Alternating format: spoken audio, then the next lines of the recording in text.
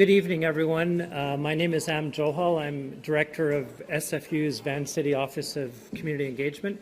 Wonderful that you could join us on the discussion this evening on social inequality in the city.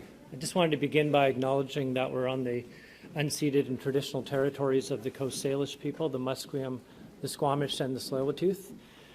We're partnered this evening with the Vancouver City Planning Commission, and also a shout out to the Heart of the City Festival as well, which helped promote the evening. I want to thank our tech staff and also Andrea Creamer, Sama, Jaffer, and Lucia Pesnikova, who've been working around the clock actually on the festival. On Friday night, in this very room, we had the Downtown Eastside Women's Center fashion show happen in this room. On Saturday, we had some film screenings involving the poet Bud Osborne, and yesterday Karen Jameson Dance, who's been a partner with us for a number of years, did a dance performance in this room, and look forward to the very important discussion this evening. Our partner, as I said, is the Vancouver City Planning Commission. I wanted to ask you to join me in welcoming the chair, Danielle Bauer, to say a few words. Thank you very much, Am. Thank you all for being here tonight. The Planning Commission is an advisory body of volunteer citizens appointed by Council to advise on a wide range of planning issues related to the future of the city. As well as providing comments to Council on planning topics, we convene dialogues and conferences and conduct research and ideas competitions. Tonight's topic, the growing inequality gap in Vancouver, speaks to the heart of the kinds of things that the Commission engages in. Urban planning has always been closely linked to planning for healthy communities and environments, addressing not only public health but poverty.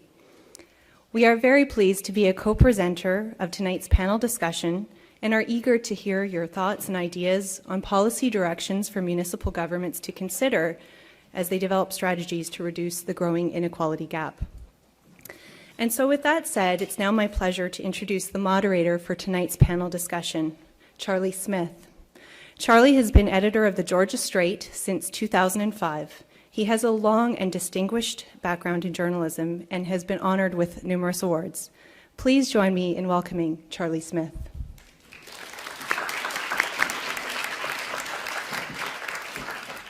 Well, welcome to SFU Woodwards. It's fantastic to be back here. Inequality, as probably most of you are aware, has been on the rise in Vancouver and across the Western industrialized world for at least 3 decades. We have a fantastic panel here to discuss the topic. So what I will do is I'll tell you who's up here if you don't know them already, and then each person will come up and speak for 6 or 7 minutes, and then I'll do a little bit of conversation, but I want to give lots of room for people in the audience to ask questions and have some dialogue and some interaction. So right here to my left is Bill Beauregard, who's the community coordinator with the Aboriginal Front Door Society. And sitting next to Bill is Mary Clare Zach, who's the Managing Director, Social Policy and Project Division of the City of Vancouver. And next to Mary Clare is Paul Taylor, who's Executive Director of Gordon Neighbourhood House in the West End and formerly Executive Director of the Downtown Eastside Neighbourhood House. And sitting next is Vivica Ellis, who created a very interesting group called the Single Mothers Alliance, which has been advocating on behalf of single mums in British Columbia. And next to her is Margot Young, who's a UBC law professor who's actually written about single mothers and many other topics related to poverty, housing, and issues. I won't steal Margot's thunder here. And the final speaker is Matt Hearn, who's an instructor in SFU's Urban Studies and an author of Common Ground in a Liquid City, Essays in Defense of an Urban Future, and he's the co-founder and director of 2+10 Industries, and he played a major role in the creation of Car Free Day in Vancouver. So the first speaker we'll hear from is Mary Clare Zach.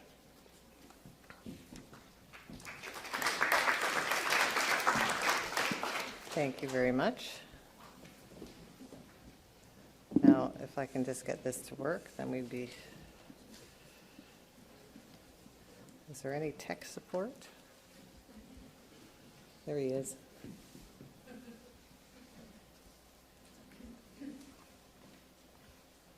Excellent. Thank you so much. So good evening, everybody, and thank you very much to the Planning Commission for having us here into SFU. And I'm going to be talking a little bit about why we need to address inequality by showing you some data and some information. And then I'm going to talk to you a little bit about what the city's doing and provide some examples and then just take it from there. So one of the things that I wanted to just talk about a little bit was acknowledging the Musqueam and the Tsleil-Waututh and the Squamish people, and talk a little bit about Vancouver having unceded land, being surrounded by mountains, forests, and water. We're a city of about 600,000 people in a region of 2.3 million people, and we have a very, very diverse population. And we're situated in some complex and some contested space.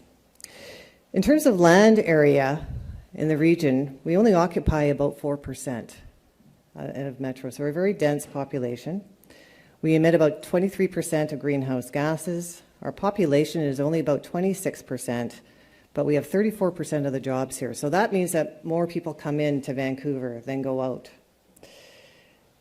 The housing starts about 24%, and what's really important to remember about Vancouver is we have 47%, almost half of the rental stock in the region. Some of our strengths in Vancouver, what we're known for in terms of our diversity, also our physical activity, we're active people. It's a vibrant, walkable city. We're one of the most walkable cities apparently in North America. We have a diverse and modern economy, a lot of focus on things like emerging green and tech. We're also 51% visible minority, where the majority is now the minority. Many of us, 44%, born outside of the country, and many of us who have English not as our first language. We also have a large share of people with higher education certificates than any other city in the country. But we also have our challenges. More than 1 in 5 residents are low income. We struggle with unaffordability, struggle with homelessness. Our connections with others and our community resilience are also questioned by many. So 21% are low income. Only 54% of us have a strong sense of belonging, and that comes from the Vancouver Foundation study that was done back in 2012. And in terms of preparing for an emergency, if there was a catastrophe here like an earthquake, only 24% of us would really be prepared. We're also an aging population, and this is really common in the Western Hemisphere in terms of age. So our projected population growth between 2011 and 2041 is those age 75 plus are going to grow by 105%. So we're going to have a population that's older and also fewer children. So in terms of the children in the US and in Canada, we're having fewer children next to San Francisco. Right? So that just tells you something about the city. Is it because of affordability? That's probably got something to do with it. The one population that is growing is Vancouver's Aboriginal population. So what we know in Vancouver, and this is based on census data, so it really depends on who fills that census in, and we've had difficulties and challenges with our census, which I hope, thankfully, our new government will fix. But we have about 12,000 residents with Aboriginal identity in Vancouver, and there are diverse communities across the city. We have the most vibrant and diverse, in terms of diversity, urban Aboriginal population in Canada. They are younger, but poorer health outcomes across the board. So everything from diabetes to mental health and addictions to you name it. Higher percentage proportion of our homeless population as well, yet they only represent about 3 or so percent of the population. Income inequality, to put some international context to this, is that in terms of many countries, what we see here is Canada is situated right next to Japan, but on the upper end of this graph in terms of the income inequality. In other words, our top income earners, the top 10%, the 40% make the top 10% of income in Canada. In South Africa, it's 64% or 54%. But if you look at Scandinavian and Nordic countries, it's 27% make the top 10%. So what this tells you is that policy does make a real big difference.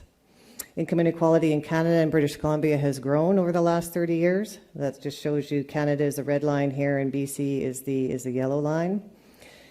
Income inequality in the city of Vancouver is more concentrated than in Canada overall. And our person median incomes are also the lowest. In the downtown Eastside is one of our historic communities, and this is where we're situated.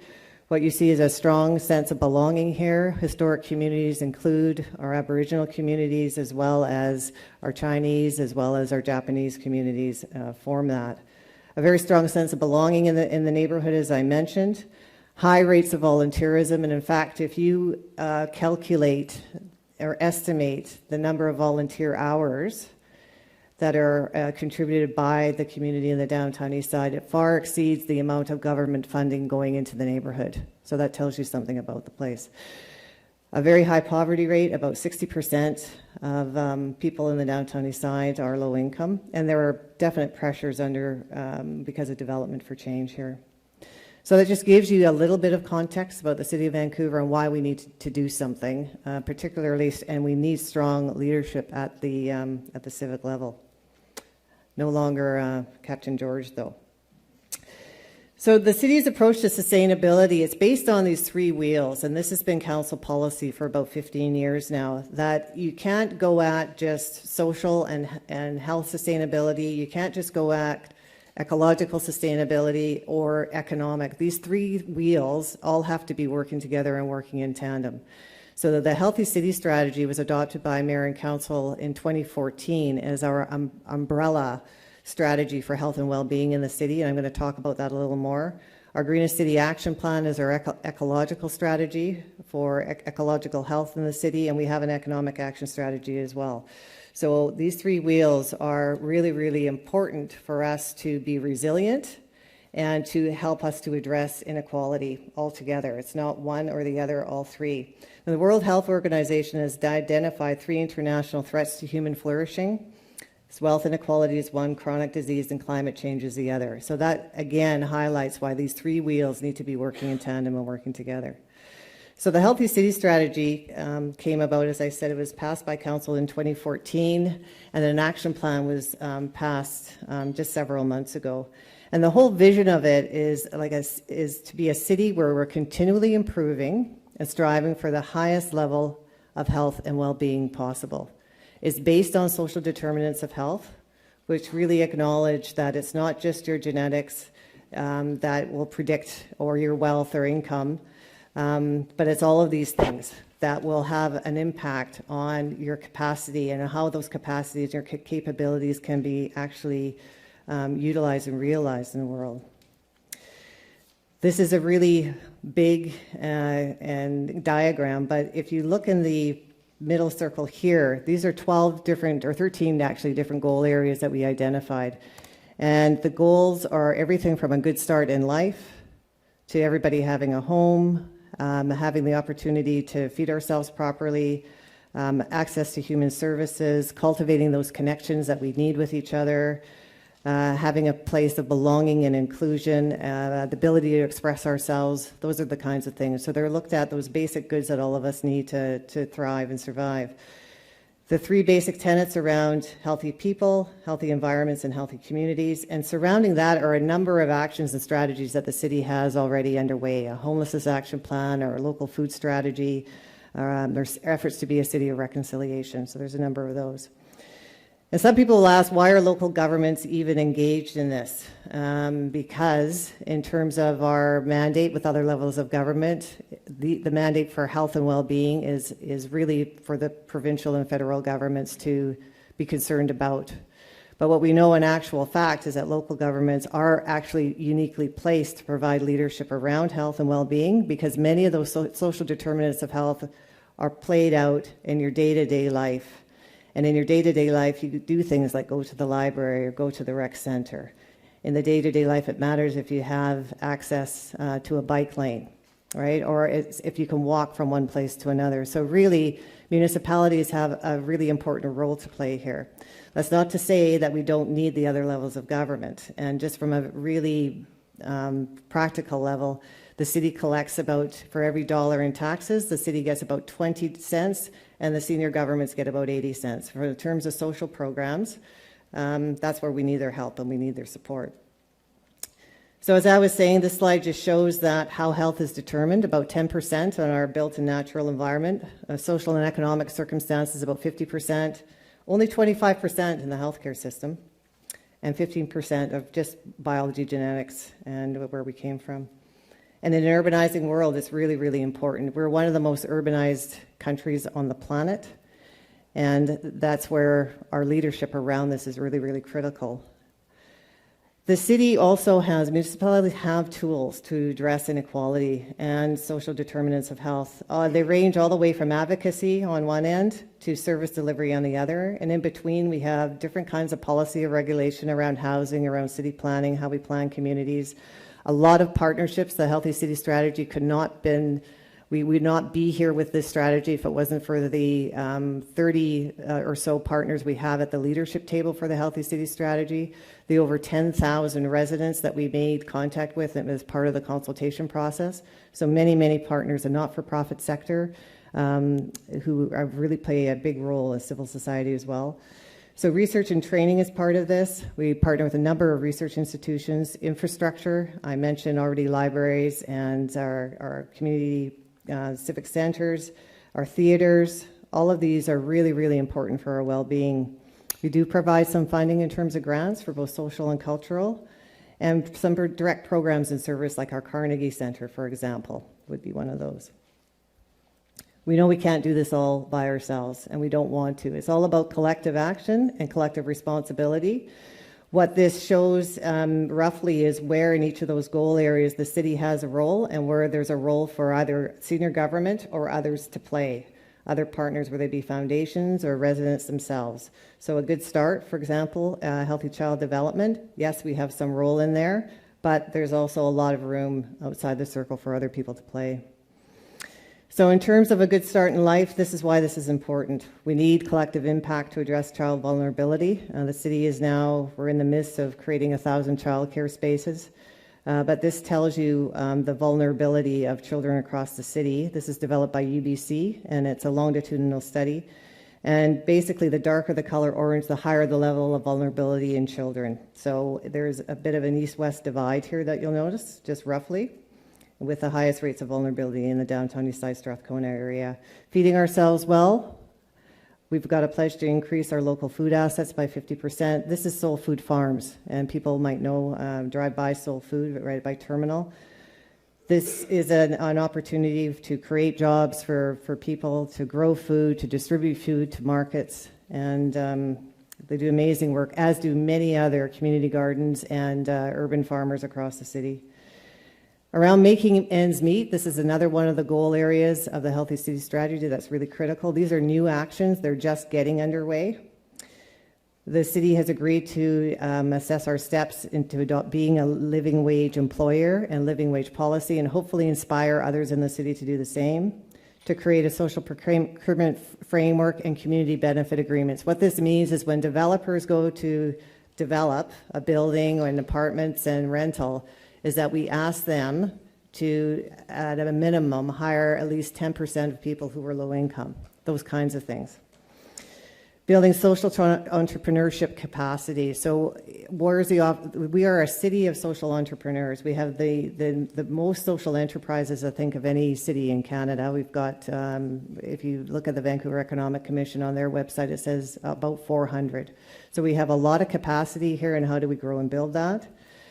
The other thing is around determining how our cities and practices can help alleviate poverty, which is why this panel tonight is really, really terrific, so we get some more ideas around our city's policy and practice and what we can do to better alleviate poverty and to advocate to senior governments on poverty reduction, such as the need to increase welfare rates. Any street homelessness is another one of our actions, in the news a lot. I'm sure you're familiar with a lot of our efforts there. Safety inclusion, we are a city of reconciliation, and working with our Aboriginal partners to really create the understanding of the impacts of colonization and residential schools. And this is about a long-term effort for change. Coupled with that are the outcomes of the Truth and Reconciliation Commission, which the city is going to be implementing those calls to action, as well as cultural competency training for all of our staff. And we would hope that we become a city that is culturally competent. Around cultivating connections, which is another one of our goal areas, this is just an example. We're in the process of developing a strategy for immigrant settlement in Vancouver. It's called the Vancouver Immigration Partnership. We're also working on sanctuary city policy. It's going to be going to council probably next month, responding to the global refugee crisis. And a lot of our work also will focus on the economic well-being of immigrants. And we've done quite a bit of work, advocacy work, even on bringing in foreign workers and some of the abuses that were taking place there. So some of the other goal areas and actions, which I don't have time to go over, is the idea of having a gender lens on all of our work and our effort. Expressing ourselves is very, very important. So in terms of enhancing the capacity for people to participate in arts and culture, increasing capacity for healthy human and social services in the city, the idea of lifelong learning, our partnerships with places and people like City Studios, for example, which is a collaboration of about 6 or 8 educational institutions that work with the city on projects with our libraries, active living, being able to get around the city through active transportation, those kinds of things, and environments to thrive in. So just in closing, I just have a quote here from Chief Robert Joseph, who's our ambassador for reconciliation. He says, "Let's find a way to belong to this time and this place together. Our future and the well-being of all of our children rests with the kind of relationships we build today." And I just want to say my one last line is we are all in this together. I look forward to the discussion. Thank you.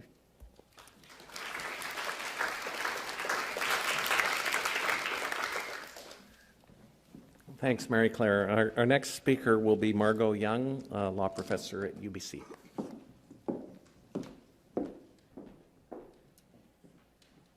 Thank you. And specific thanks to SFU Woodwards for organizing this panel and for the sponsors of the panel. And again, I'd also like to acknowledge that we have this important conversation about justice on the traditional and unceded lands of the Coast Salish people, and that context is indeed such an appropriate one for the larger issues that we address today. I want to,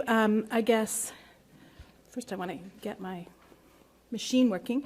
To begin by just stating the obvious, that we live in a world that's increasingly characterized by great gulfs between the affluent and the impoverished, and with great injustice.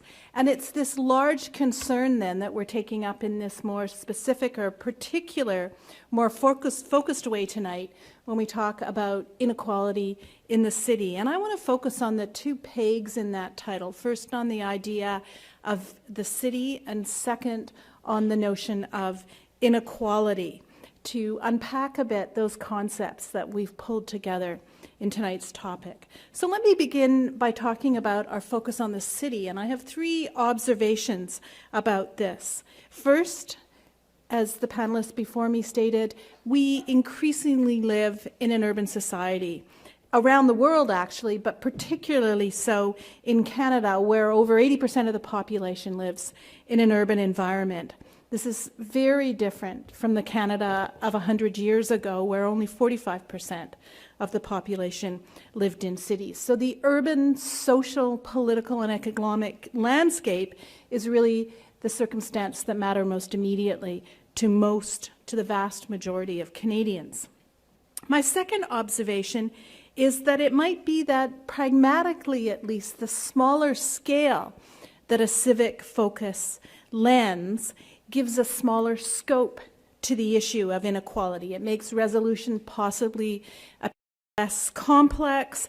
There's the notion that maybe this is more manageable, and other possibilities emerge because of the particularities of this more sharply focused look at the urban context, or at the context in one particular city. The layers of government that have to be negotiated through or navigated are fewer and seem less complex. And indeed, some commentators parlay this sort of observation, or at least some combination of observations like this, into political theory. So Benjamin Barber, an American political scientist, in a recent book writes the following: "Today, after a long history of regional success, the nation state is failing us on the global scale.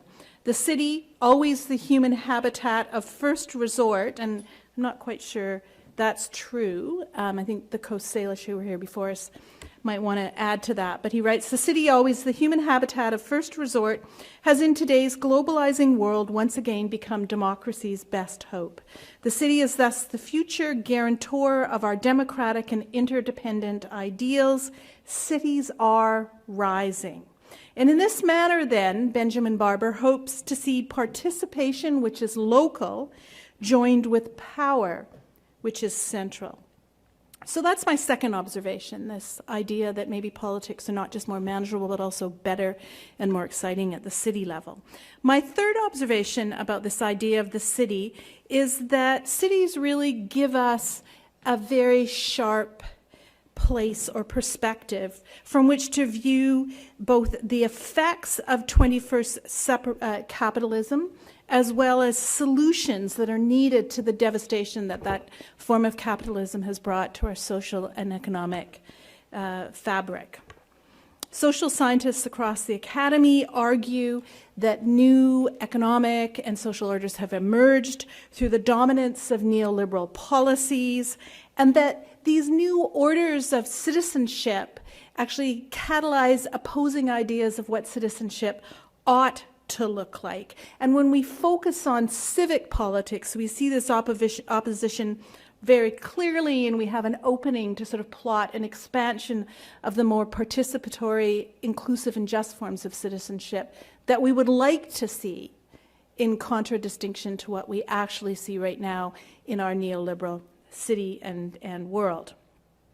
And I want to finish by talking about the city by talking about another geographer, this time a Spanish urban geographer, who writes about how cities are actually metaphors for democracy with their dualities, individual and social, lyrical and epic. Now, I'm not sure exactly what that means, but I just throw it out there because I think it's evocative and potentially profound or potentially nonsensical. But anyway, and he really talks about how democracy must seek to reinvent itself from within the city, that it's through action at the level of the city, understanding the city as producer of the most meaningful forms of citizenship we experience on a day-to-day basis, as well as the site of generation of innovation, that cities then gain this kind of creative and effective potential as a site for changing the world. And so for this Spanish urban geography, there is hope in, quote, the serendipity of the city. So I would conclude these very sort of quick snapshot comments by just saying that our focus on the city is both sensible and it's also exciting. It's rich with description, with possibility, and with potential. Now, in the last minute, looking at my enforcer over here, in the last minute I want to talk about the other anchor of the topic, this notion of inequality. And here I have only two comments. The first is that it's appropriate and I think imperative to talk and to think about inequality. Inequality is an expression of a relationship from those at the top of an income or wealth hierarchy and those on the bottom. How far is the distance between the top and the bottom? And the greater the metric of inequality, the greater the distance then between the wealth or income that structures that hierarchy.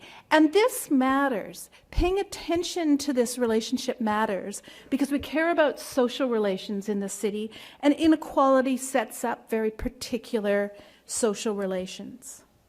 Inequality, even when those at the bottom are not as desperately off, say, as others in other parts of the world might be, inequality affects the quality of life for both those at the top and at the bottom. We know from social scientists' research that in societies characterized by great and growing inequality, those who are affluent and those who are the dispossessed, the marginalized, the impoverished at the bottom, equally experience more anxiety, more insecurity, greater distrust of the other, of the neighbor, higher crime rates, and poorer health outcomes. And it's surprising that these negative outcomes are distributed across the whole hierarchy, but indeed they are. Now, what inequality doesn't capture, however, are the absolute conditions that are represented in that relationship. And so inequality is an important thing. Its comparative value matters to how we live our lives, how we understand our lives, how we construct our society, but it doesn't get us far enough. We need to look at inequality with a very specific, absolute focus, to focus on the problem that inequality signals for us in Vancouver in particular, and that's the problem, the distress of poverty. And so that's my second observation. A concern about inequality has to importantly be a concern about and trigger a focus on poverty and about the exclusion and marginalization that poverty puts and cements in place. You see, because we can fix inequality by having a city in which only the wealthy live. That would be a very equal city. Everyone would be equally wealthy. Build a kind of gated city. And a city, or say a suburb, where everybody is poor would also be a very equal geographic area. But it wouldn't be a prosperous or a desirous city in the same way a city in which everybody was wealthy wouldn't be a just or an inclusive city. And we can see this actually already happening in Vancouver. So we have areas that may be actually relatively equal, say Shaughnessy or, British Properties or, those kinds of districts where we see features of the Vancouver that is increasingly segregated by race and by wealth, and that loses out on two other values that need to be thrown into the conversation: inclusivity and diversity.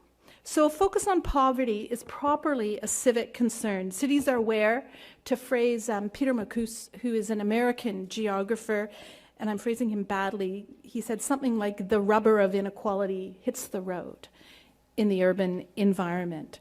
But as much as we acknowledge that we need to deal with this poverty that we see so sharply and acutely with such a particular focus in the urban environment, that we need to address poverty out of the city, we also need to take those concerns or let those concerns push us out of the city to federal and provincial levels of governments for programs that require the jurisdiction and the resources of these other levels of government. So that's our civic challenge. It's to do what cities can do well, and the difference that good civic management, governance, policies can make, but also to catalyze from within the city the proper policies that exist or are made possible or that can happen outside the city to impact life in the city. Thanks.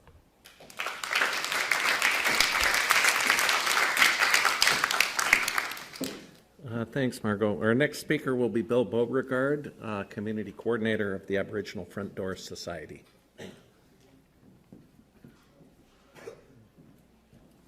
Yeah, good evening. First of all, I'd like to acknowledge the Coast Salish people for the land they're on. The Aboriginal Front Door, I will give you a brief history about it. We started in 2003 with community directions at that time, and basically we deal with Aboriginal issues, dealing in the basic primal needs. That's from foods, housing, and some of the things that we also have. We're partnered up with a lot of the different agencies in the downtown Eastside, Lookout Society, the downtown Eastside Neighborhood House. The Carnegie Center is one of our biggest supporters, and we also with Vancouver Moving Theatre. Theatre Terrific is another one, which is a new partnership for a whole new program. And we have deal a lot in second generational healing from residential school stuff. We carry, we have circles based on culturally based teachings and stuff and how to get over trauma. And we also have a life skill program.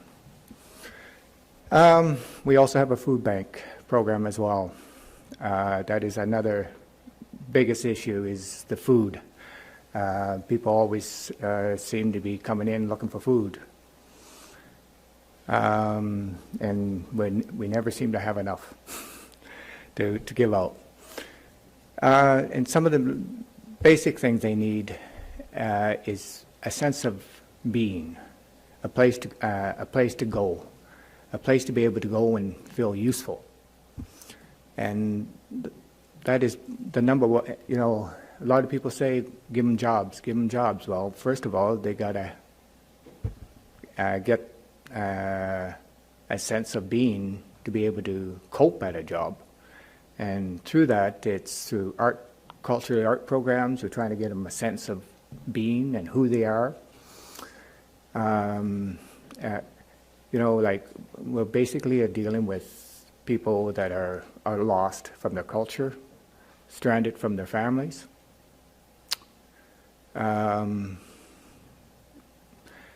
know, so basically some of the things we do with our art programs, we try to give them a sense of that they can do something, that they can change.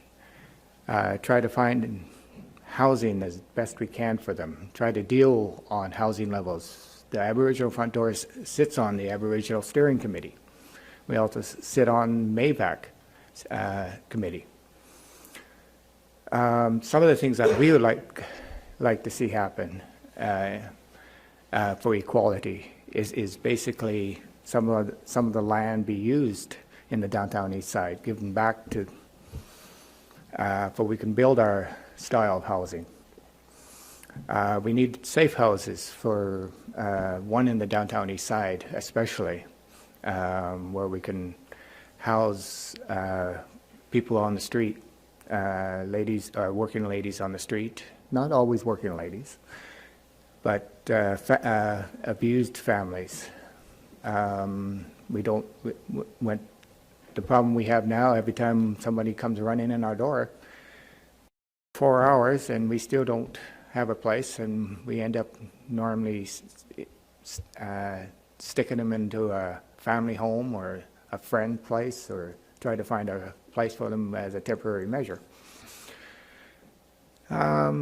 With that, and the other thing, what should happen is we need a nighttime food service program. A lot of the people seem to come out at night, and they don't have any they don't eat during the day because there's sometimes a lot of them sleep during the day. So we need a nighttime food service program. That is basically some of the issues I see in the downtown East Side. As for housing equality, you know, right now it takes one person comes through the door looking for housing. On average, it takes 4 hours to try to find a place to put him. That's for each and every person that comes through that door. A family comes through that door, it's on average of 6 to 8 hours to try to find a placement for a family. And that is using all the services, all the local services, all the numbers to try to find a place. And, you know, and that is extremely time consuming. You know, with all our partners, you know, Vancity and the Lookout, Native Housing Society, you know, BC Housing, it's still an issue, housing. That is, and we need community housing for families. And when we say community housing, it's basically grandmothers, mother and father, parents and their children, all in one unit, to give them a sense of family. not just for single individuals, because a lot of reasons why they're coming to the city is that there's no housing on the reserves, or the reserves aren't building housing. If you go up north, some of them don't even have proper water. I think that's some of the issues I wanted to bring up, and maybe in the discussion we can hear more.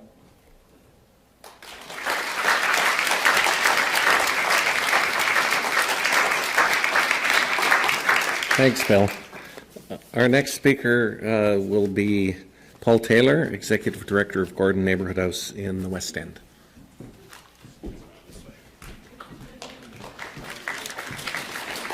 Howdy, hello.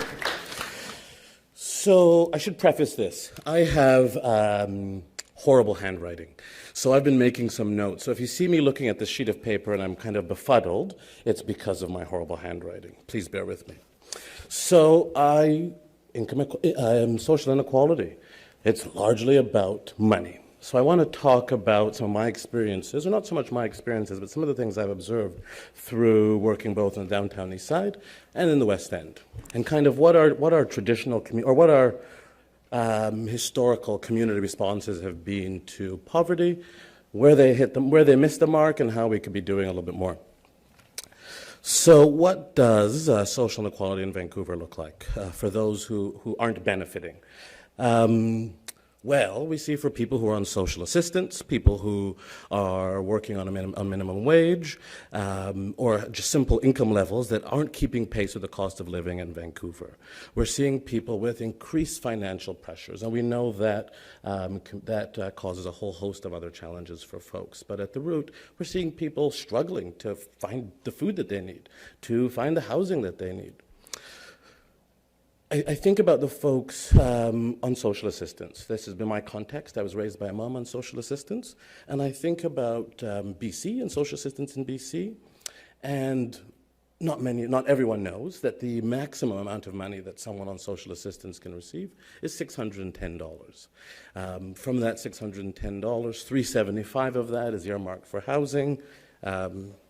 Where housing in Vancouver is impossible to find at $375 a month. And if you are able to secure housing at $375 a month, it probably exposes you to a whole host of other challenges. One of the things I also think about is that we have to fight for social justice. So that implies that there are significant forces that are benefiting from the fact that we don't have social justice. I think about like the good work of groups like the Single Mothers Alliance of BC and others challenging the clawback for folks on assistance who are receiving income from spouses or former spouses. And just the fact that we have to fight and we have to say, no, this is a bad idea, and try and convince people that this is a bad idea is horrific to me. This is a no-brainer. We see the impact when we look at social inequality, and we look at the impact on people's access to food. And in the community that I work in now, the West End Seniors Network in 2012 did a survey with seniors and asked them what would happen if your rent increased by $50. 11% of them said it would have a huge impact on the amount of food that I could purchase. 11% may not sound like a lot, but that was something that people had written in. It wasn't one of the responses that was available to people. So if we're seeing 11% of the respondents write that in, we can only imagine that a larger number are challenged by this. We also see the proliferation of a two-tier food system, where we all see that there's a conversation around things like local and organic foods. Some of us can afford to participate in that dialogue and access that food. Others of us can't. One of the things that I think happens as well, living in a city where there's such great polarization of wealth, I live not too far from Davie Street, and there's these beautiful mountains of produce, beautiful apples, pomegranates, grapes, and the like. And for many of us, if we decide that we want to have some of those, we reach into our pockets and we buy some. For some of us, we know, and it's actually a trigger for us because we recognize that that food is not for us, it hasn't been for us, and it will never be for us. So some of that beautiful produce that we see, we need to think twice about what impact that has on folks who can't ever imagine affording it. There's another thing that I think happens in terms of the way we access food when you have a lot of material resources versus when you don't. When I go to the grocery store, this miraculous thing happens when there's 3 or 4 people in a lineup. Someone else comes from somewhere and says, "Sir, can I help you over here?" When you're in a lineup to access charitable food, that isn't something that happens. You are out in that lineup for long periods of time, often in often cold and rainy Vancouver. I remember when I first started at Gordon Neighborhood House, we have a community lunch program that a lot of seniors quite enjoy. And I remember first seeing people eat half of their lunch and then pack the other portion away. I thought, what's going on? Is the portion too much? What's happening? So in sitting and having conversations with folks, we realized that this is often the only time that they're able to access protein that day. So they're putting bits away for later. There's a fellow named Ian who I see almost every morning. And behind my apartment building in the alley, there's a dumpster. And Ian, actually the last time I saw Ian, he was beaming because he found some food. He found this container with some chicken in it. It looked like chicken wings, and he said, "Look at this score. Someone threw this away." And to me, that further reinforced that we have this two-tier food system as a result of this inequality. Some of us are going to Whole Foods to purchase our produce and other grocery stores, and some of us are resorting to going through dumpsters. I think we also need to look at the shame that's often bestowed upon people with few material resources, and some of the language that we use that acts as cues to reinforce that. The amount of times I've heard someone say, "So-and-so comes from a good family." I can only assume what they might be thinking, but these are words and these are cues that actually have quite significant impact on people and what they think about themselves and how they feel valued by society or not valued. I know for me as a child who was poor, I thought there was something wrong with us. I thought, what did we do? Why are we poor? What did my mother do? It wasn't until I started to appreciate some of the systemic factors and for our family, it was stagnant social assistance rates that had a significant impact on the way that we interacted with food, the way that we interacted with each other, and the way that we grew. So what do we do when we live in cities like this, where there's this huge kind of polarization of income? Well, we want to see people have something to eat. So and be able to access the food that they need. So what we've done for the last over 30 years is we've developed food banks and emergency food responses. And what that's really done is really enshrined charity as a default response to poverty. We also have a public broadcaster that reinforces charity as a response to poverty once a year in December when they encourage people to donate to charities, to food banks. And I think it's really important. This happens across the country. So I'm not speaking about one specific food bank, but really speaking about food banking system and kind of this emergency charitable food piece. As our public broadcaster, I think I'd like to hold them to a higher, I'd like to expect that they would animate a conversation that's rooted in the fact that we live in a country where we supposedly have a right to food, as opposed to encouraging communities to continue to respond in ways that we know aren't working. So we've seen that since 2008 in British Columbia, food bank use has increased by 25%. These solutions clearly aren't working. In fact, there's a really cool group, I think they're cool, in Toronto. They're called Freedom 90, and these are some folks who have been volunteering with the Daily Bread Food Bank for many, many years. And they are tired. And so they've come up with Freedom 90 as a bit of a play on Freedom 55. They'd like to retire by the time they're 90. And they're recognizing that the way to do that is not through necessarily giving out food. It's about those systemic pieces. I'm going to talk a little bit more about those in a moment, but about those systemic factors that cause people to have to access charitable food. Another thing my friend Graham Richards often talks about is the fact that we've done something quite subtle, but I think quite dangerous. We have reframed poverty as hunger. So it allows us to think that the solution is exactly what our public broadcasters reinforcing that thinking, is that what people need is food and access, and more food, not necessarily the income that they need to buy the food that they choose to buy and eat. We've also seen the proliferation of charity and the number of people that access charity. So now we'll go into food bank lineups or soup kitchens and the like, and you'll see full-time workers now, or a lot of students or young adults who are precariously employed lining up in a food bank, or lining up in a line to access some food. I think what this does is it robs us of the opportunity to celebrate food. I remember when I was a kid, and when we did have food, it was a transformative thing. We were smiling, we were beaming, there was food on the table. It was wonderful. And when I see people in long lineups accessing food in what is often cold and rainy Vancouver, it's dehumanizing, and I see people missing out on that celebratory element of food. We also know that the food that's often made available through charity is high in sodium, high in preservatives, refined sugar, is lacking in nutrients, and that folks who live in low-income communities are almost 2.5 times more likely to be hospitalized due to complications with diabetes. So it means we have to be thinking a little bit more upstream. We still lack a poverty reduction strategy as a province. We're one of the only G8 countries that lacks an affordable housing strategy. So I think there are two things that we could be doing to challenge some of this. One, certainly, we have to challenge this prevailing idea that we can't use taxes to address income inequality. We need to have things like a national housing strategy, poverty reduction strategies. We're seeing cities take a meaningful role in having these conversations, but we're not seeing their provincial and federal counterparts come to the table in the same way.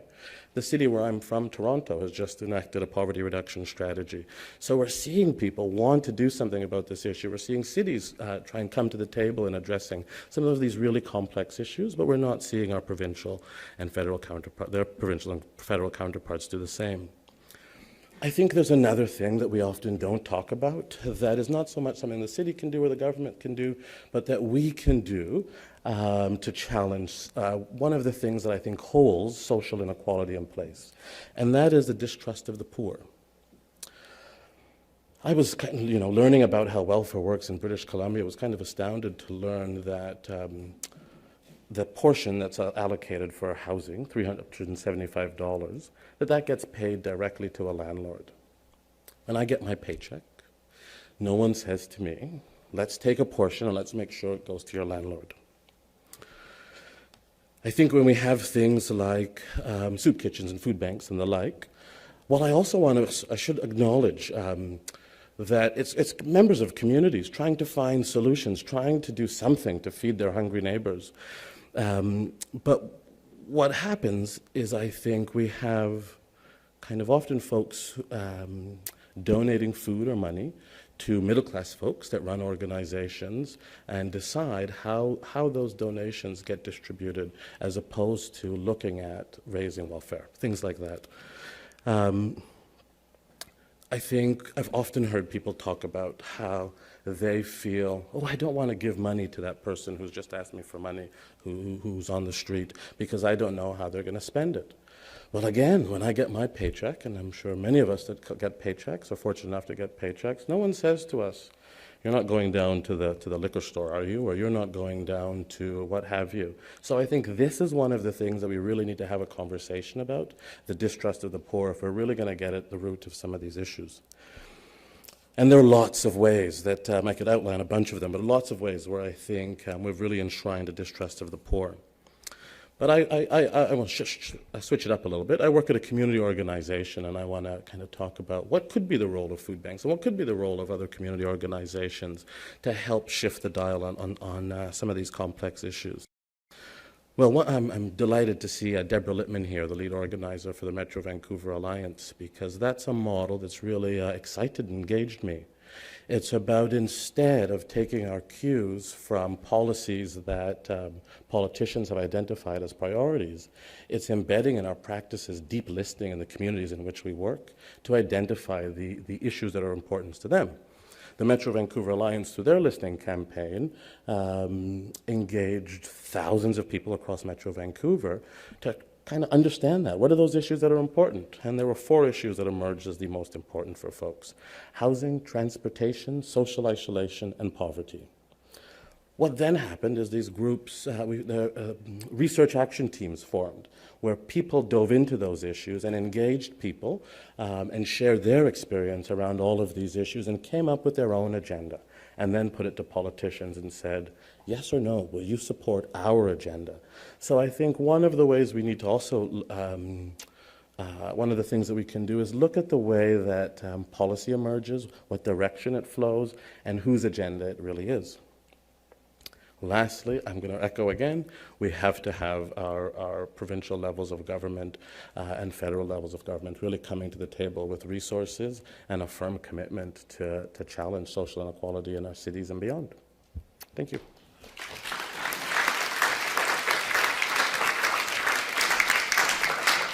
Thank you, Paul.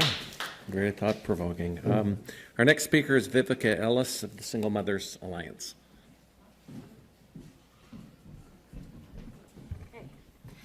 Wow, thank you, Paul. Okay, first of all, I wanted to say thank you to Joe Hall and the whole team at Vancity Office of Community Engagement. It's so wonderful to be a community-based organization with no paid staff, all run by volunteers, and be invited up here. So we're just delighted to share with you today. So we've been very busy with our community organizing, and this is a wonderful opportunity to share the results of our year-long listening project. We've spent the last year speaking to over 70 single mothers who joined us at the Cedar Cottage Neighbourhood House and other locations in Vancouver. And the majority of the mothers we spoke to do live in the city of Vancouver. So out of this listening project, I was trained as a community organizer by Deborah Littman and the Metro Vancouver Alliance. So we're going to talk a lot about deep listening to communities in my speech here. But out of this listening project, we will be building proposals for the civic, provincial, and federal governments, addressing the social service delivery gaps we've identified with the mothers, the social policy shifts the mothers seek, inspiring civic participation among the women in poverty, and crowdsourcing our own pathways to inclusion. So I would like to start by saying that one of the primary things the mothers brought forward to us is that they feel their unique needs as single mothers are rarely addressed directly in social policy planning by any level of government. The fact of the matter, is that the poverty of single mothers and their children is invisible and entirely hidden from view. We see homelessness. We don't see the hunger and suffering of women and children in poverty. In the words of one mother, it is not that I feel invisible, I am invisible. It is as though everyone and everything walks right through me. Nobody cares, we are ghosts. Therefore, a good place to start for us would be to recommend that the city more robustly applies an existing gender equity and inclusion lens in all policy planning. An equity and inclusion lens that addresses gender differences identifies how advantage and disadvantage intersect to affect how people experience and access policies and programs differently, and this is crucial. We know that Vancouver has a gender equality guide from 2005, but we feel there is still opportunity to foreground women's poverty in the entire Healthy Cities strategy. It appears to us that trends and facts regarding women's uniquely high levels of poverty in the city are left out and cloaked in that veil of invisibility still. We also know there's a nifty new document from Vancouver's Women Transforming Cities called Advancing Equity and Inclusion, a guide for municipalities. This guide highlights that there are 11 groups at the greatest risk for exclusion. So the work on this has already been done and not done by us. We're just asking for the leadership that exists to carry it forward, commit to it, and to sustain it over the long term. We're hoping for a new feminist city manager who will mainstream this agenda in full. It can only strengthen our city. And we also feel it's important to point out that this work is related to the role a city can play implementing CEDAW, which is the Convention on the Elimination of All Forms of Discrimination Against Women, which Canada ratified a long time ago. And we feel Canadian cities have a responsibility to do this, to fulfill CEDAW. So we also know that a robust involvement in decision-making is crucial for marginalized groups, working with and having your voice at the table in a process of collaborative leadership. It is only with the full civic participation of all citizens that Vancouver will reach its full potential as a city. We are on our way with new coalitions like the Metro Vancouver Alliance, for example, but we feel that the city is responsible for paving the way for the involvement of barriered groups in all of these contexts, such as single mothers and others in poverty. We can promote and fund organizations, as the city does, to pursue and inspire civic engagement, but it is the extent to which these initiatives work to include groups that are most likely excluded that is crucial. In the words of one mother, I always want to go to stuff, but I never can. There is no childcare, I can't afford to get there, and I am focused on putting dinner on the table. It is boring as hell. So coming directly from our work among women and the mothers, we would like to propose something very specific. A Removing Barriers to Civic Participation Fund, a special fund to which all societies, nonprofits, neighborhood houses, coalitions could apply to receive funding specifically earmarked for removing barriers to participation in the form of childcare, transportation costs, and other barriers, paving the way for marginalized and excluded groups to actually participate and engage. We perceive childcare as an extra expense instead of a core operating expense, but we need to shift towards perceiving childcare as a given, a core unavoidable expense as a country, a province, a city, and as a society. So this brings me to the topic of the built environment of Vancouver, childcare spaces, and the invisibility and the disappearing act of families in our city, mentioned by Mary in the beginning. So we know that Vancouver has the lowest proportion of children aged 12 and under than any other municipality with a population of 10,000 or more. This is because Vancouver is, right now, a very family and child unfriendly city. In 2011, Metro Vancouver had the highest rate of persons under 18 in low-income families among all major census metropolitan areas in Canada. This is higher than the rate for the overall provincial and national rate. So the City of New Westminster this month will vote on adopting a very comprehensive child and family-friendly city strategy. And this is the lens they have chosen. And it's a lens that the Single Mothers Alliance, sticking up for our kids and ourselves as families, suggests must be much more rigorously adopted in Vancouver. We know Surrey, North Vancouver, other municipalities and cities are more forcefully foregrounding the importance of being a child and family-friendly city, and we must too. So the Child and Family-Friendly City Strategy is a UNICEF and UN sort of combined initiative. The framework translates the process needed to implement the UN Convention on the Rights of the Child into a local government process. So again, the role of a city in fulfilling human rights mechanisms that we've ratified.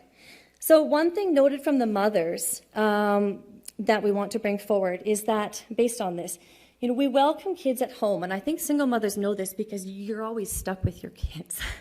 There are women who move through cities with their children, I think, more than other parents, perhaps. So, we welcome kids at home, in parks, designated spaces, but their presence is not woven into the fabric of our lives. Where was I here? It's not as we move through cities or the lives of our public institutions. They are to be seen, not heard, and to play where they are told to play, and they are not welcome most of the time. We need to weave the presence of children into our built environments and think outside the box of parks towards how to maximize children's optimum experience in any given environment. So we support the building of more dedicated childcare and child play and activity sites in all of our public institutions to fulfill children's rights within the city to move, play, and be. So when we talk about the inequality of single mothers, we must position urban Aboriginal single mothers at the heart of the discussion. And what I'm bringing to you here today is informed by all of the Aboriginal single mothers that came out to speak to us this year, and there are many. And Debbie Henry here was instrumental in bringing them all out with us. So we know the poverty rate among Aboriginal children in Vancouver is the worst. 22% of children 0 to 6 in Vancouver live below the poverty line, but 42% of Aboriginal children live below the poverty line in Vancouver, double. We also know that this child poverty is linked to the poverty of their mothers. Is in the Healthy Cities strategy foregrounded there. 41% of Aboriginal children under 15 are living in single-parent homes in the city, and 80% of these homes are led by single mothers. So this is precisely the group that we were very privileged to meet in our listening project, which was in the Cedar Cottage neighborhood. And we know there's a concentration of Aboriginal children in poverty in 3 local planning areas in East Vancouver. And luckily, they became our members and worked with us. So we see these mothers adrift, parenting alone in a very horrific depth of poverty, in the legacy of genocide, in a racist city that shuns them and shuts them out at every turn. With their family supports often struggling, their families perhaps even on reserve, they are often saddled with their children 100% without respite. We don't see them accessing the general services for single mothers. And without addictions and other issues, they seem to be sort of falling through service cracks. And the ministry appears in their lives periodically, ready to pounce, right? So these are very fragile families, and we know that 50% of children in foster care are Aboriginal.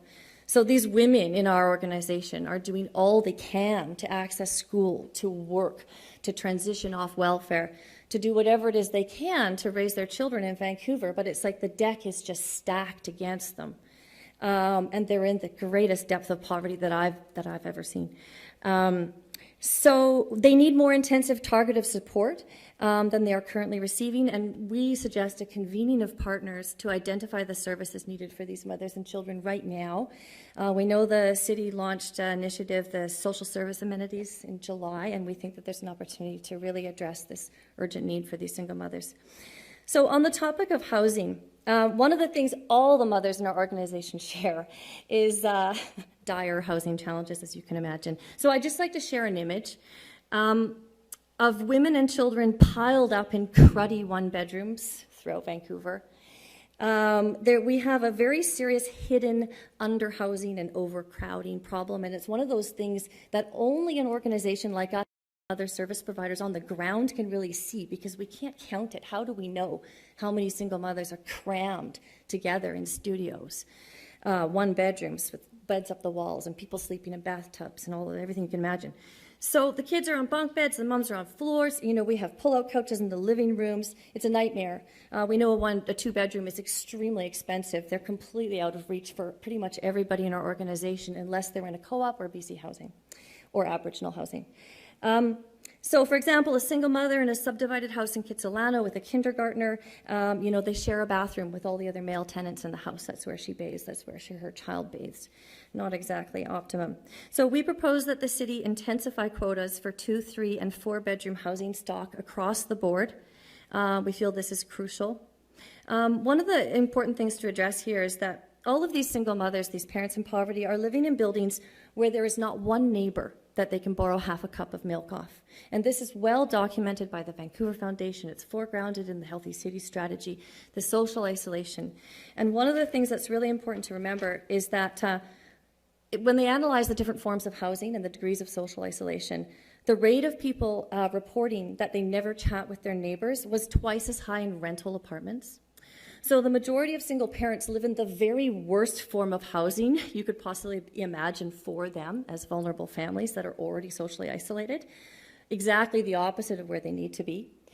So our perspective, the Single Mothers Alliance, is that the problems of social isolation, housing, and poverty we tend to see in silos and imagine different strategies. But we suggest that the solutions are undeniably hand in hand and relate specifically to housing. So we would like to see a focus on all social housing developed as democratic housing models defined by shared community leadership, collaborative decision-making with your neighbors, and community autonomy and control. We believe very much in the power of housing cooperatives, which are chock-a-block with the most happily housed single mothers you can imagine, to promote social inclusion and ensure children are raised in protective, caring, collaborative community contexts. We want more of them, dozens more. Our urban planning advisor, Camilla Lade, she's sitting right there. She suggests that we need intergenerational social housing because it shifts us from handout charitable housing, where the residents are silent and passive recipients with no opportunity to work or collaborate with the neighbors. So we feel overall that social housing that doesn't create community, belonging, and agency in the very way that it's structured is a failure, because it's not shifting the dial on social isolation at all. In fact, it could replicate the alienation experienced of people living in the rental stock, unless it has those community building mechanisms built in. So an increase in family capacity housing stock must overall match up with childcare space availability and proximity to those childcare spaces. They go hand in hand. So the last piece I wanted to bring forward is transit. Now, there's an enormous amount of data from our listening project, and we're just sifting through it now. But transit has emerged as an absolutely massive issue. So we uncovered that transit is like a web of immobility that intersects and cuts up the city into silos. SkyTrains and buses whir by, the women are left behind, their groceries on their backs, their kids trailing behind in the rainy, dark streets, or they're stuck at home, bored and inactive. So we have mothers with leisure access passes to community centers. They don't enroll their kids in classes because they can't afford to get there. They can't make it to, the street festivals and all the things that the city invents that we're all supposed to be able to get to. They can't take their kids to Stanley Park on a sunny day for a hike because they can't afford the bus pass, honestly. Every single one of them. So lack of affordable transit in Vancouver absolutely immobilizes the urban poor, of which we are a large segment as single mothers. We can invent more festivals and community events, we can create jobs, we can build daycares. But if people cannot access any of these things, it is all for nothing. So we advocate for a shift to focusing on the affordability of transit, because we envision transit as a tool to help people mobilize out of poverty, to access that job, that school, that affordable food 3 miles away, that social life in the greater community. We know Vancouver has a goal of 50-50 green rides on foot, bike, or transit by 2020. But to achieve Goal 9, the city must focus on affordability as a key incentive. So currently, there is no discount for families whatsoever on TransLink. We have seniors discounts, student discounts, but nothing for families. Children have concession fare.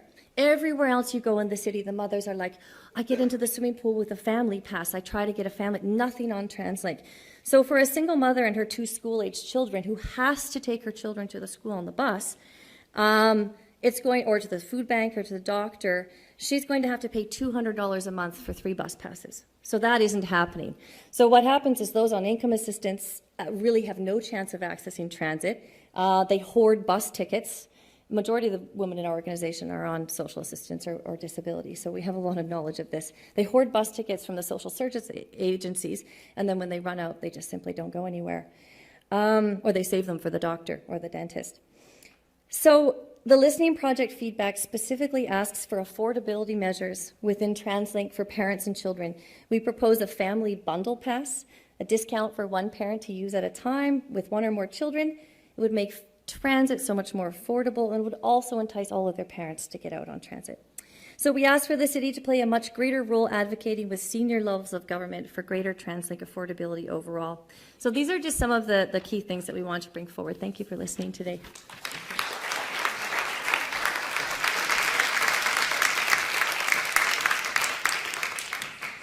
Okay, thank you, Vivica. Our final speaker before we get to questions is Matt Hearn, who's an instructor in SFU Urban Studies and author of Common Ground in a Liquid City.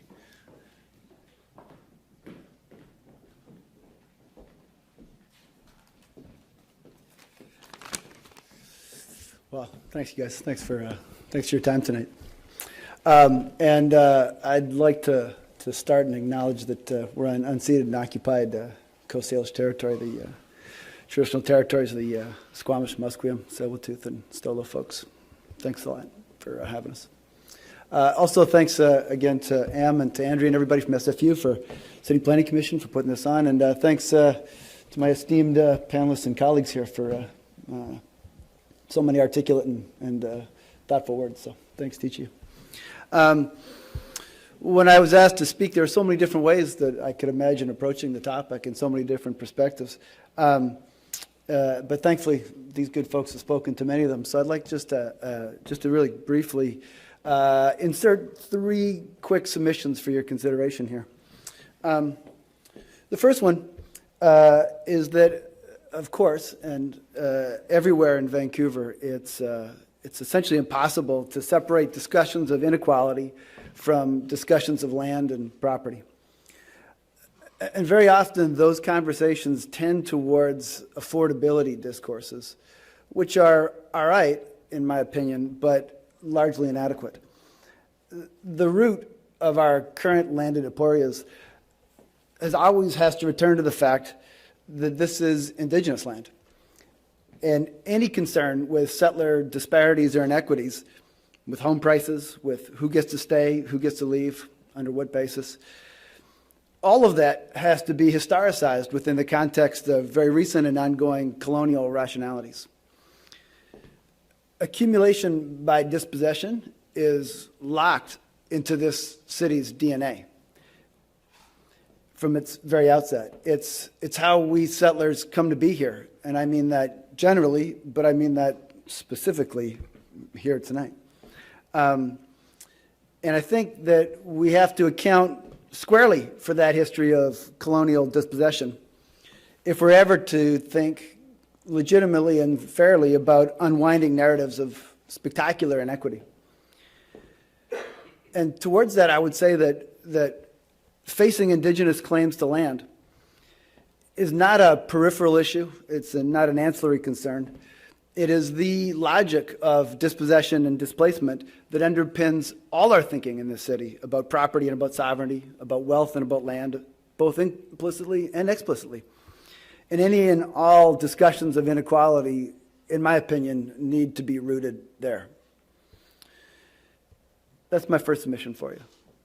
My second submission is that defense of ongoing displacement and dispossession is also clearly articulated by the very vigorous defense of private property and the right to profiteer off of private property.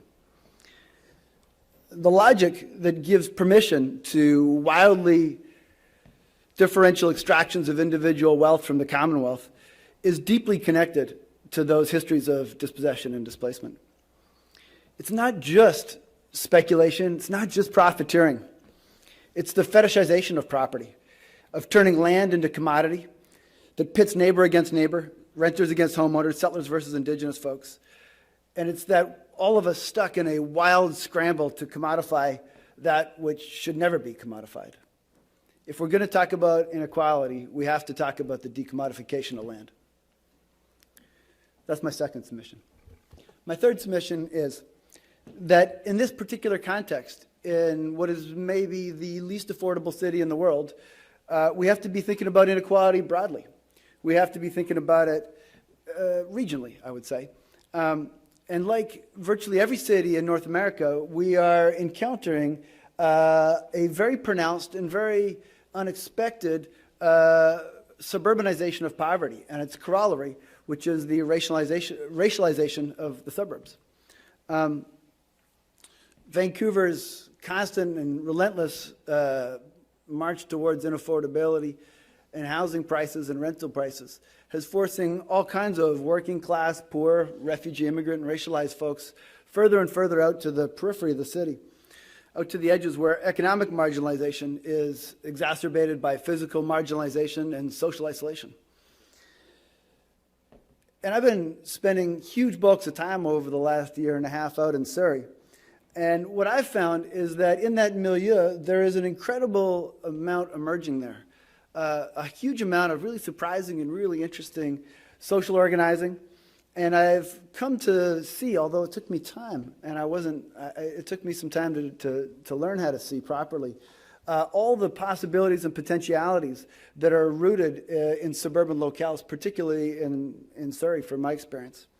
That there's so much new thinking emerging that I like to think at the margins of the city, particularly in certain suburban locations, that not only can we learn from the ongoing mistakes of this city to rethink much of our fetishization of land, but we can also, by thinking and acting and organizing on the edges, can also teach something to the city, which is presumed to have a particular set of impermeabilities to suburbanized thinking. And I think that in the ongoing context and discourses of rather extreme and rather spectacular sets of inequalities within Vancouver, it may be that looking to the margins, looking to the suburban periphery of the city can teach us far more than we might expect. Thanks so much, y'all.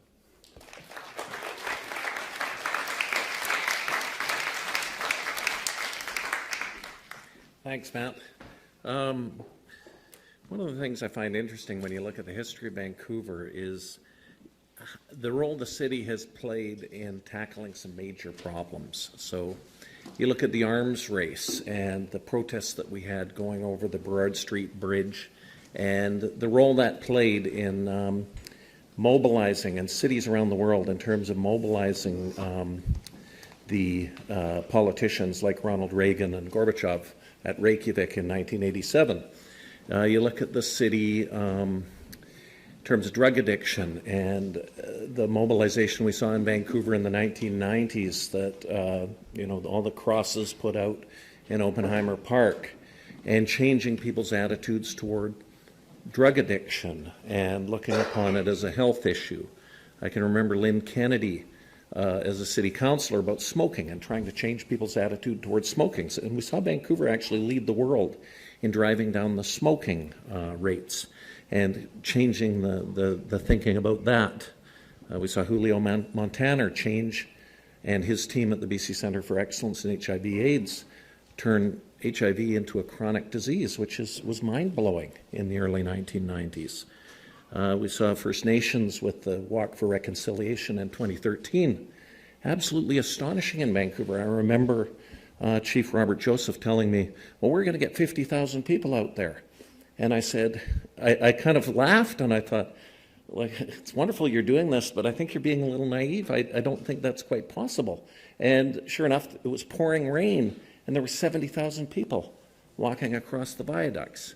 Absolutely astonishing and changing kind of the narrative about First Nations. So, and we've seen it with LGBT people too here in Vancouver. Vancouver in Canada, British Columbia, has really led the world in changing the attitudes. So the question I have for the panelists, or whoever wants to tackle it, is why can't we accomplish that same kind of change in mindset with the inequality question? And what can Vancouver do to lead the world in that area? Does anyone want to tackle it? Maybe I'll start with you, Matt. I was going to just defer over there to Paul. Okay, Paul, do you want to answer it? But we have done a lot here in Vancouver. Yeah, we occupied Woodwards, and look, there's 200 units of social housing in Woodwards.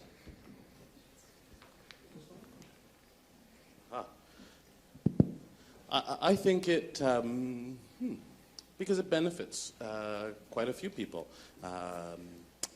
Quite a few people in Vancouver to be able to increase their wealth by not addressing the key issues around social inequality. And like I said earlier, I think the distrust of the poor, really has us not taking significant strides around things like welfare rates, things like poverty reduction strategies and putting hands in the money of folks who are the most marginalized and the most affected by social inequality. Okay. Would you like to take that on? Is this working? Yeah. So liberal democracies never do a good job on class. I think that's a big part of the answer, that the inequality of class is tough to make visible. Other inequalities have much more political purchase than income inequality. So I think it's a feature of our political culture that we don't mobilize around inequality per se. And again, I would add to that maybe it's too abstract a notion. And so when I think about what we need to do to address inequality, it's a raft of specific programs and policies, income transfers and things like that. And Vivica gave us a great example of ones that are necessary for single moms in our city. So maybe the mobilization needs to be on something more concrete than inequality writ large. In part, I think, because we don't do well in liberal democracies with mobilizing around class inequality, which is what income inequality is, because it's so fundamentally challenging to capitalism. Mm-hmm. Does anyone else want to take that on? Okay. What I can do now is I'll take some questions from the floor, and you can either direct them at one person or at more than one person. We've got microphones, wandering mics around, so if anyone wants to put up their hand, we've got a fantastic panel here. Does anyone have a question? If not, I'll keep asking my own questions. Okay. There's a question at the back. Thank you for the point that our panellists just raised. I really want to find out what is a viable alternative to capitalism. Because communism was tried in a lot of countries. It didn't really quite work. I don't think capitalism is working that well either. So what are some of the alternatives that we can look to? Coming from Australia, I'm really impressed by the amount of social enterprise that's here. I don't see that where I live in Australia. But what are some of the other alternatives? Okay, maybe we'll direct that to Mary Claire Zach. I think Matt would like to answer. Hi. I think one of the things that Margot also raised was this context of a city being small and being local. And it's something we can get our heads around. And I think a lot of us can get our heads around buying local and supporting local. And supporting social enterprise is one of those things that we can do. I don't know that there's, a magic answer to what can we do about capitalism, but that is one way of at least working around the edges of it and putting in more of a local context, where the local purchasing, local hiring, some of those things I think will go some way. So that's a thought. Anyway. Paul, do you want to add something, or? Okay. So I'm not going to engage with the larger question of what are some alternatives to capitalism, but I will say that there are forms of capitalism that are better than the form we have right now. And one would be greater state intervention in the market, more regulation, more redistribution, so the market can still function to allocate, but that we redistribute the resources that it generates, and we have the state do that. That's a really simple understanding of how we can better coordinate the outcomes that capitalism delivers and step back from this marketization of not just in the context of market having unregulated market transactions, but understanding the rest of our social life as simply another form of unregulated market interaction. Then that's the sort of mode of governance and the regulation or framing of social life that we've increasingly moved into in this in the 21st century capitalist regime. And these are all large concepts, and I'm just tossing them off rather carelessly and uncarefully. But I do think that there are some simple, straightforward things that we can expect from our governments that we are not currently getting. Wouldn't move us beyond capitalism, but it would change the relations that we have within capitalism. Okay. Did you have a question? You could just say the question and I'll repeat it for the... I actually got an answer. Okay. Matthew, you say there's lots of innovation happening in the suburbs. Well, what about the downtown Eastside? You got a fantastic underground economy here. Now, there's business projects that, people that are collecting coffee cups, that people who can afford $6 lattes, they should be able to pay at least 25 cents for a coffee cup, I think. Then they can be recycled. Right now they can't. That's one example. We said, there should be higher prices on things that are discarded. People that throw away useful clothes and all that stuff, it ends up on the market in the downtown Eastside. I could be making the equivalent of $50 an hour if I only make $5 an hour if I buy everything on the street.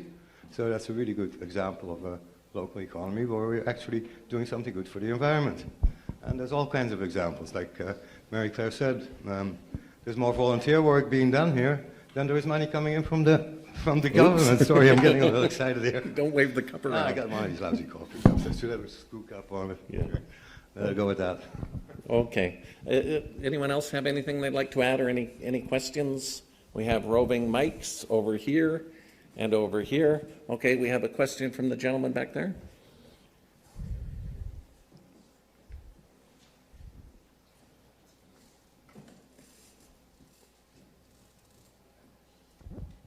Hey, I was just wondering if any of you folks knew anything about the Vancouver police and their role in all of this.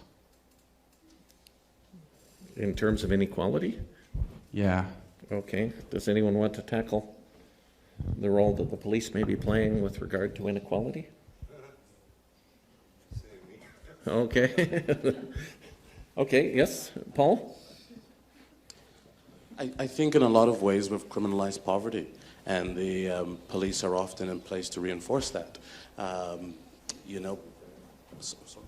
What's that? 3 cars at a time, and then you get the fire department, 2 in the ambulance. I know what. They're making major money out of that. Yeah. Every calamity makes them a profit.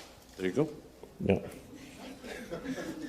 It's the police and the ambulance and the fire department show up at calls. Yeah. It's good for the GNP. Now, Mary Claire? Just an example, I think the pivot legal case from the spring, whereby the city's bylaw was tackled around people being able to vend on the street who are poor and trying to make a few dollars here and there. So that was a police intervention. The police were to issue the tickets, but it was actually a city bylaw. So here's a situation where the courts basically said, you can issue a ticket if you want, but you're not going to be charging people what it was at $75 or $100. It's ridiculous, right? When people are only making $6.10 a month on welfare. So what we've done in response to that is try to create spaces in the downtown Eastside for people to vend and sell in a safe and legal way.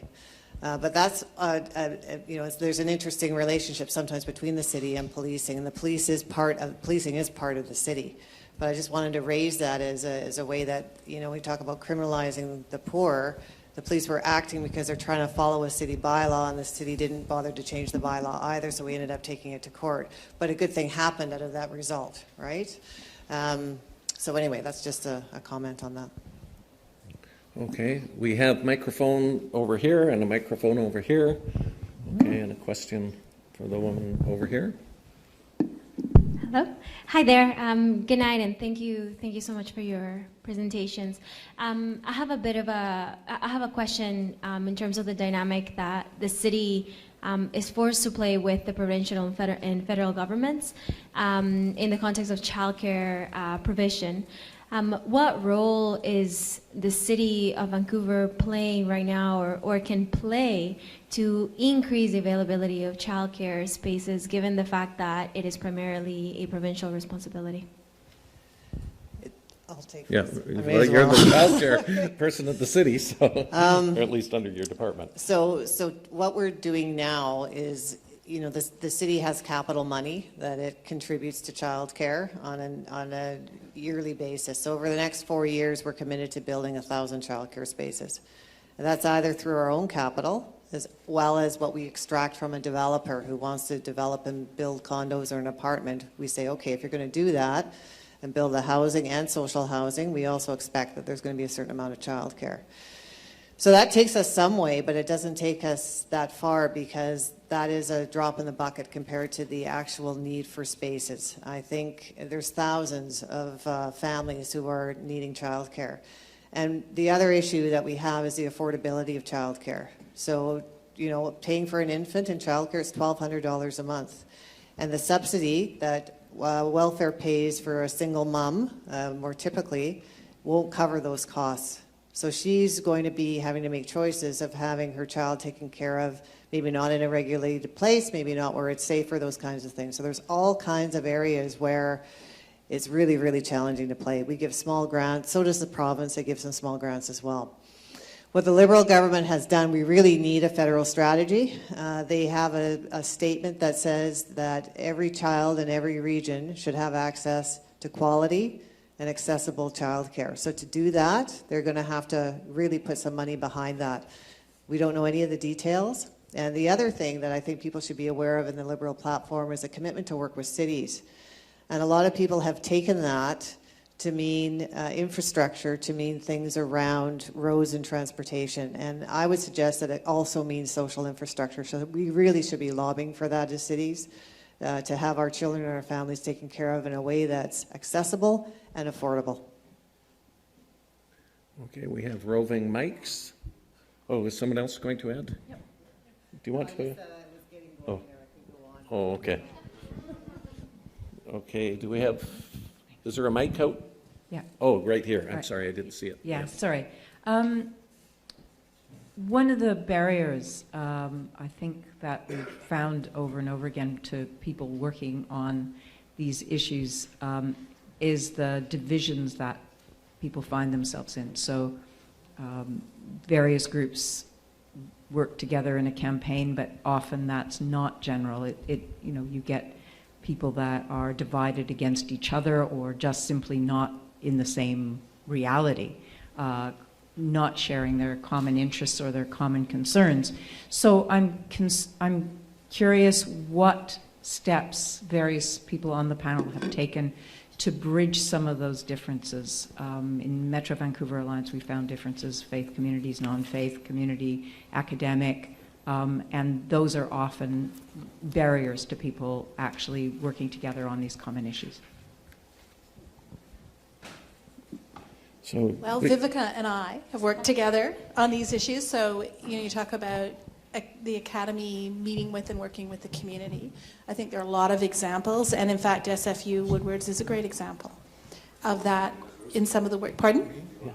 That's right, and I work with the Binners group too. So that there's an example. It's not maybe the best or the most powerful one. Does anyone else on the panel want to take the question about how you've been working with different groups and reaching across different sectors of society to achieve your objectives? I'll just add one. Does that work? Yeah. I'll just add one tiny little thing, and it comes from, I would say, 2.5 decades of community organizing on my behalf, so much of which I haven't been thrilled about, that I don't think I've done a particularly good job. And sometimes it has done. Things have gone very well. And oftentimes the distinction between projects that I've worked on that I think succeed very well and those that don't.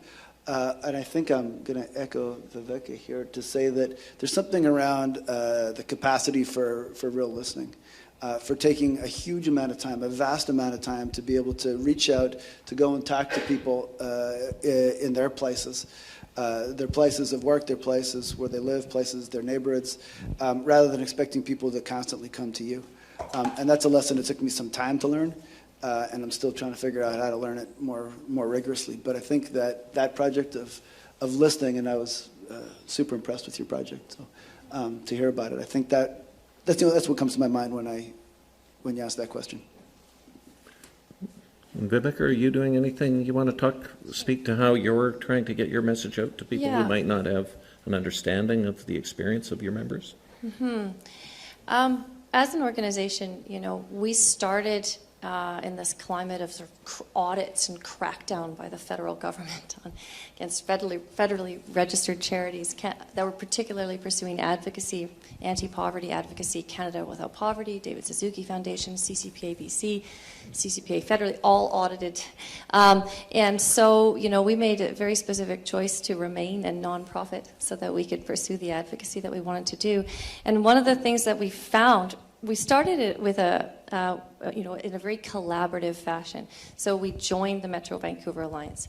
We joined, I sit at a lot of tables and I love it. The BC Poverty Reduction Coalition with Paul, BC CDOG group with Margot and other community groups working on reporting to the UN, the Metro Vancouver Alliance, and also First Call, which advocates to end child poverty and pursues children's rights in BC. And I think what we found as a community-based organization is this open arms every single place we went. That these coalitions, I feel there's an incredible synergy in the Lower Mainland right now and in British Columbia among advocacy groups. There's a wonderful sharing of resources across these coalitions and at these different tables.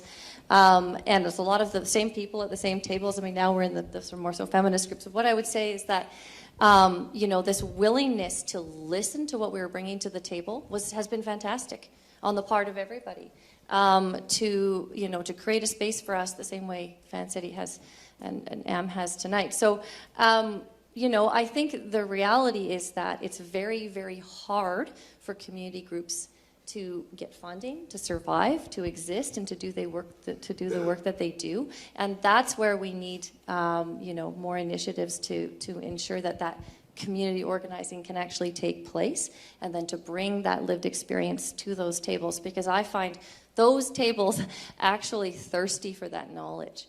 And it's just been so fantastic to be so welcomed. Yeah. Can I just... I was going to ask Bill if he wanted to speak to this. Yeah. Yeah, can we get the mic? Yeah, one of the things is that Aboriginal people, they do have a unique point of viewpoint, and one of the people were talking about the policing. One of the things, what is common is basically some of the police do have a wrong approach when they're approaching Aboriginal people and not recognizing them as people from the land, and treating them with just because they're alcoholic or they're drug users, they're still people. And they are people of the land. And some of them do decide to sleep outside, and they should be able to sleep where they want. And especially in the summer, because sometimes Native people, they love just to lay out on the lawn and sleep, or grab a park bench and sleep.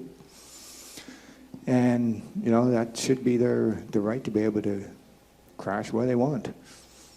But, both societies, Aboriginal Front Door has a very unique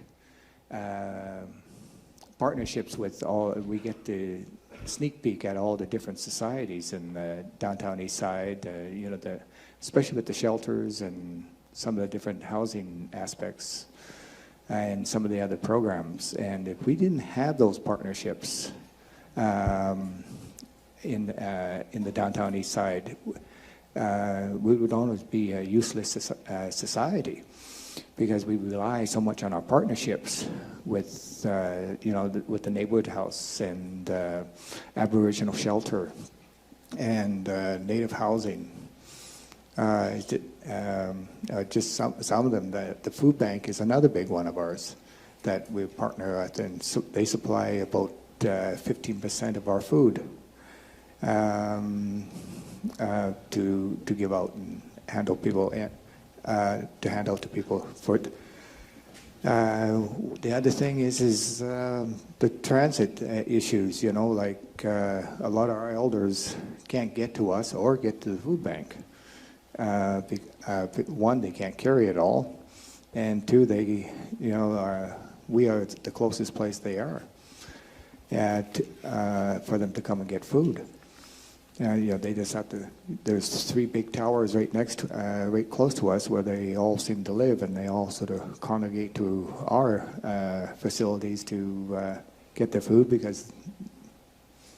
and we need more in-house programs for food in those shelters or where they stay, or in those SROs and in those buildings that they stay. Not so much going out trying to walk around to all the different agencies and try to dig up food when a lot of them don't have it. Thank you.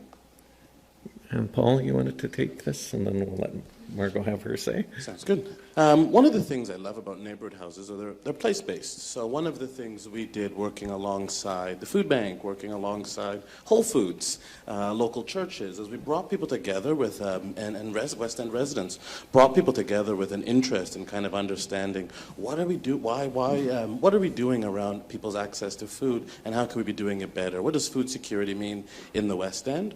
So really I worked with people to kind of think about food security as a continuum. So as a community, we looked at this and thought, okay, what are the emergency pieces that we're doing that exist in the community?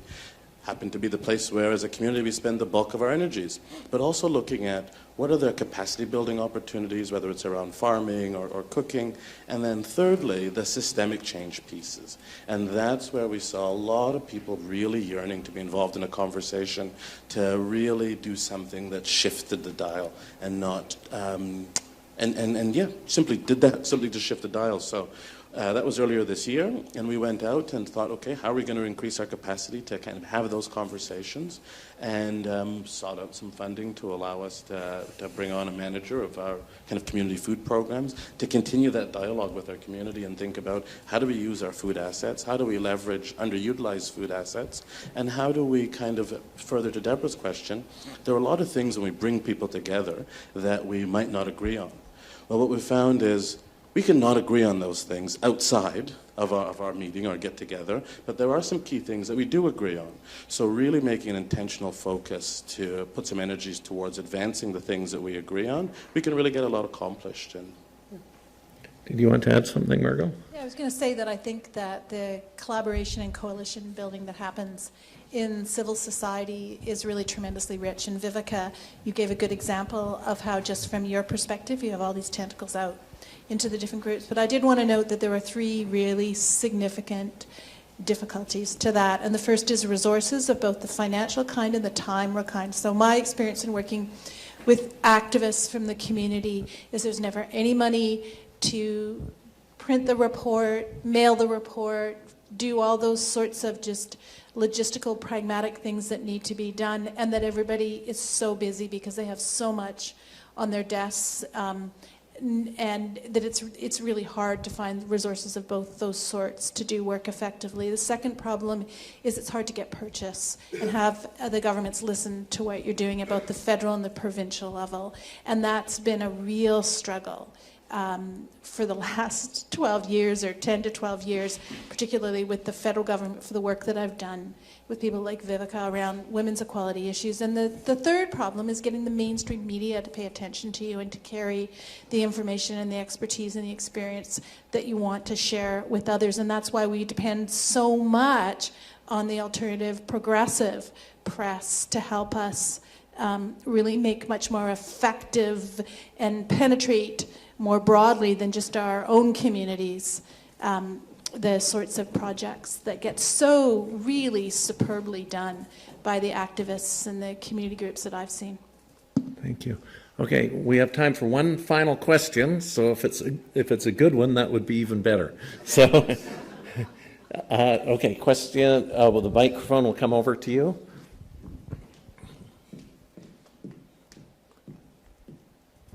Hi, thank you to all the panelists. Great information, great sharing. Being First Nations of BC and Vancouver Island, I am, like everyone acknowledges, unceded territory, but no one really truly understands what that means, let alone the history. I'm so sick and tired of this white male privilege of the rich getting richer and being First Nations, living in urban Vancouver. I have so many barriers and all levels of systemic racism and oppression. Being a single parent is very hard. And the only way I survive is all the nonprofits within the city. That's where I get all my supports and resources. And I see the good side of BC because we set the pace for the rest of Canada. Very unique, very diverse. But how together, how do we make that change of getting away from us and them, breaking those barriers, systemic racism and discrimination? I get all levels, and I'm sick and tired of it. I just want, and for me, my main thing is social justice. It shouldn't even be an issue. Why can't we all be equal? When being First Nations, I'm not even considered Canadian in the census of Canada. We're not acknowledged at all.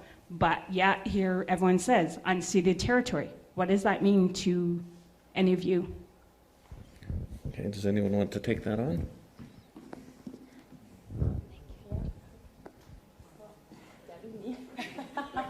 You're elected, Vivica. But I think I would just say, Debbie, that, you know, the role that you take as an activist has such a profound impact on so many, and on changing those rooms that you walk into with me, with other activists and organizers in the Single Mothers Alliance. And I just wanted to say thank you for being so brave.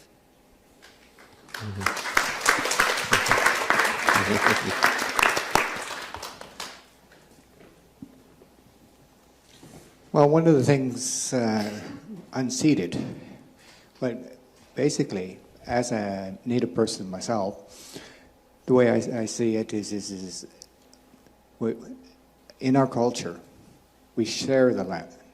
We don't own the land. And that's basically the sharing aspect of the land is not equal.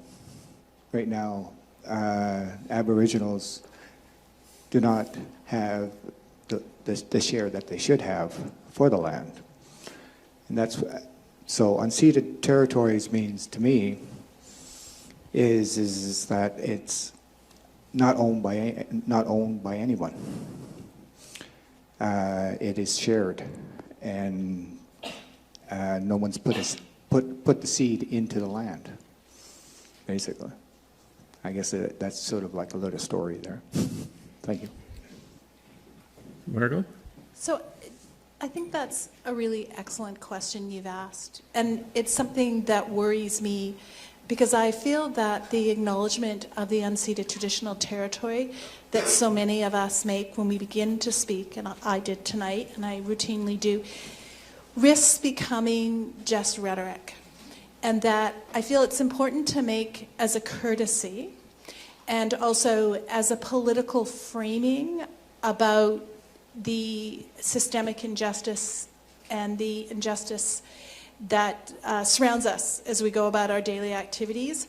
But I worry that it becomes more than simply a nod, I mean, that it isn't more than simply a nod in that direction, and then we feel, okay, I've done that, I've done my recognition of Indigenous land, and now I can go on and say what I'm going to say without it actually having any other substantive appearance in what I say. So I think about that in the context of the law school, where we're very careful to acknowledge the Musqueam land we occupy, but we're not so careful to change our institution to reflect a more just inclusion and substantive acknowledgement of both that history and the current. So I don't have an answer to your question, except I have a response, which is to say I think it's a really important question, and it's now become so rote to do an acknowledgement at the beginning that I worry that we've got the appearance of contemplating the issue without the substance of really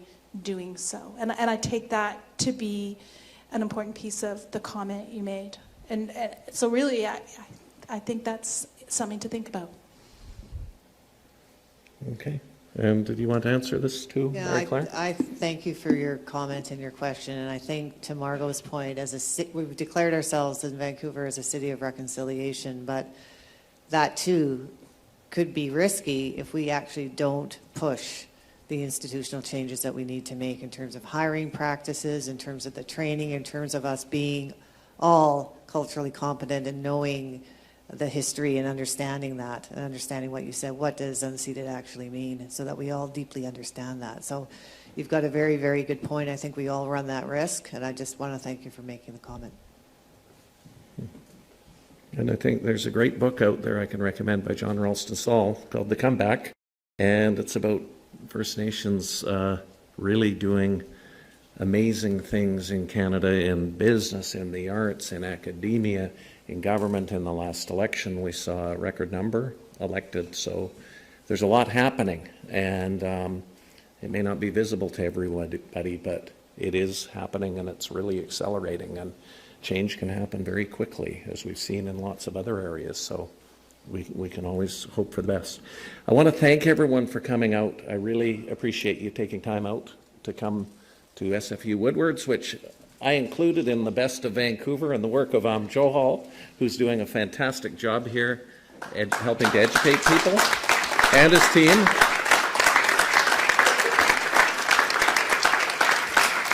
And I want to thank the Vancity Community Foundation, the Vancouver Planning Commission, the Heart of the City Festival, and SFU Woodwards, and all of you for coming out, and thanks again. And thanks to the panel, of course. You're terrific.